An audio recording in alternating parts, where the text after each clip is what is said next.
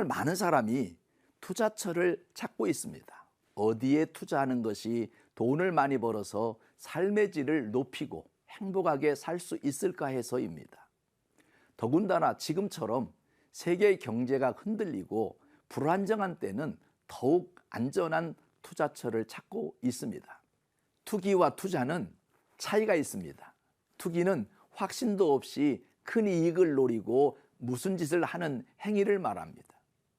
부동산에는 시가 변동에 따른 차익을 노려서 하는 매매를 투기라고 합니다. 그러나 투자는 장차 이익을 목적으로 자금을 대는 것, 곧 출자를 뜻합니다. 성경에 보면 투자를 위해 땅을 사게 하는 장면을 보게 되는데 하나님께서 아나돗에 있는 땅을 사게 하는 장면이 그렇습니다. 오늘 본문의 배경을 보면 유다의 시드기야 왕 10째 해, 곧 느부갓네살 18째 해에 바벨론 군대가 예루살렘을 에워싸고 있을 때 일어났습니다. 이때는 예레미야가 유다와 예루살렘은 하나님의 벌을 받아서 바벨론 왕의 손에 망하게 될 것이다 라고 예언했다가 시드기야 왕의 미움을 사서 감옥, 곧 시위대 뜰에 갇혀 있을 때였습니다. 그런 와중에 예레미야는 하나님으로부터 너는 아나돗에 있는 밭을 사라는 하나님의 명령을 받게 됩니다. 옥에 갇혀 있는 암담한 처지에 있는 예레미야에게 하나님은 아나돗에 있는 밭을 사라고 명령을 하신 것입니다. 여기서 하나님이 말씀하신 땅 투자는 재산 증식을 목적으로 한 것이 아니라 영적 투자를 위한 것이었습니다.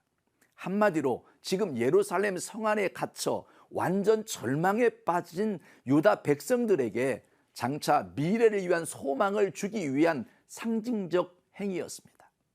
예레미야 시대의 상황이 지금 우리가 처한 상황과 그렇게 많이 다르지 않습니다. 지금 우리는 투기가 아닌 영적인 투자를 해야 할 때입니다. 저는 예레미야가 영적 투자를 위해 아나돗의 밭을 왜 샀는지 그 의미를 살펴보며 영적인 교훈을 얻고자 합니다. 첫째는 기업의 상속권과 기업 물을 권리가 예레미야에게 있는 땅이었습니다. 오늘 예레미야서에서 우리가 사야 할 땅은 하늘나라 기업의 상속권이 있는 것을 사야 합니다. 다시 말하면 영적으로 하나님이 보장하는 것을 사서 누려야 함을 말하는 것입니다. 아나돗은 예루살렘에서 3km 정도 떨어져 있는 동네인데 예레미야 선지자의 고향이기도 합니다. 이스라엘 사람들은 빚을 갚기 위해서나 돈이 필요해서 땅을 팔 때는 반드시 자기의 친족에게 팔게 되어 있습니다. 그 이유는 하나님이 이스라엘 백성에게 땅을 분배하실 때 각 지파별로 분배를 하셨기 때문에 친족이 아닌 다른 사람에게 땅을 팔면 다른 지파와 섞여지기 때문에 하나님의 뜻에 어긋난다고 생각했습니다.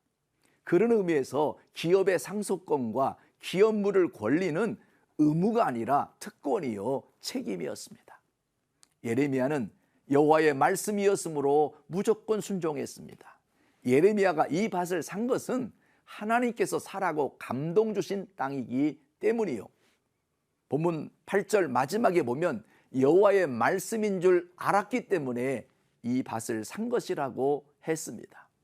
사단이 배후에 강하게 역사하고 있기에 거룩한 자만 더욱 거룩한 삶을 살아가는 세상입니다.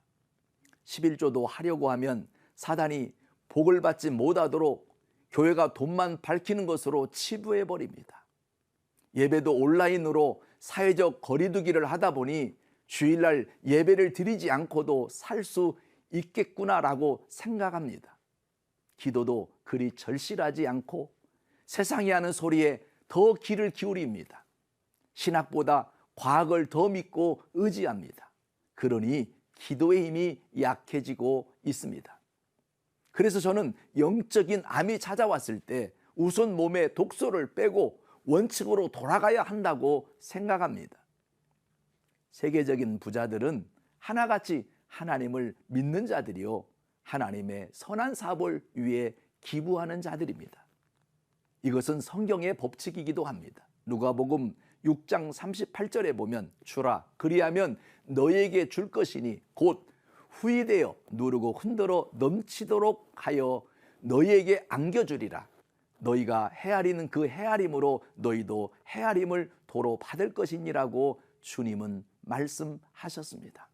이것이 하나님의 법칙입니다. 세상 법칙은 계산에 의하지만 하나님의 법칙은 감동으로 해야 합니다. 내가 하나님으로 인해 신분이 바뀌었으면 그 신분에 맞게 살아야 합니다. 세상에 투자하는 것보다 하나님의 백성은 하늘나라에 투자하는 지혜가 필요합니다. 그리고 어떤 상황이든지 영적인 투자를 아껴서는 안 됩니다. 하나님이 100% 보장하는 투자이기 때문입니다. 우리 모두 어려울 때일수록 영적인 투자를 아끼지 않는 시청자들이 되었으면 좋겠습니다.